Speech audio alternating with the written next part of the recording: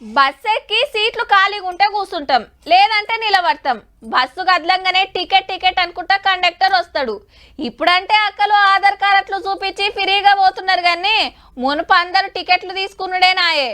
ఇక ఊర్లో ప్రయాణాలు చేస్తోళ్ళు, ఈ స్కూళ్లకు, కాలేజీలకు, ఆఫీసులకు, పనులకు పోతోళ్ళు ఇట్లా ప్రతి ఒక్కళ్ళు ఎక్కుతారు. వీళ్లతో పాటు ఈ బస్సులకు కొందరు ఉత్తములు ఎక్కిండ్రుల్లా. స్టేజి రాగానే దిగుతున్నారు అనుకున్నారు, నడిమిట్లనే బస్సులకెళ్ళి అందరినీ దింపిండ్రు.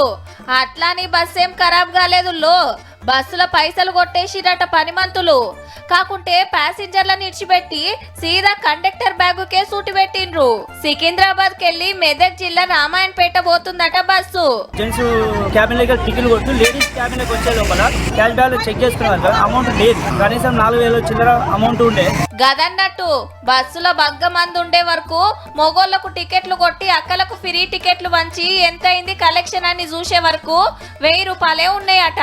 ఇదెక్కడి కథరో, 4000కు మీదనే ఉండాలి ఏమైనట్టని బస్సు పక్క కాపి గీ తీర్ల చెకింగ్ చేసిరన్నట్టు. ఎవ్వరు తాన దొరకలేదట. కొట్టేసినోడు నడిమిట్ల ఎడ దిగిండో మరి. పోలీసులకు కంప్లైంట్ ఇచ్చిండ్రు. గా పైకము డిపో వాళ్ళు ఎట్లా వసూలు చేసుకుంటారో గాని పబ్లిక్ పర్సులలో అయితే చిల్లరే, కండక్టర్ బ్యాగులు అయితే పర్తలు మంచిగా పడతాయని పంటనం చూపించినట్టుండు. మంది బగ్గున్నప్పుడు జర పైలమే అన్నలు.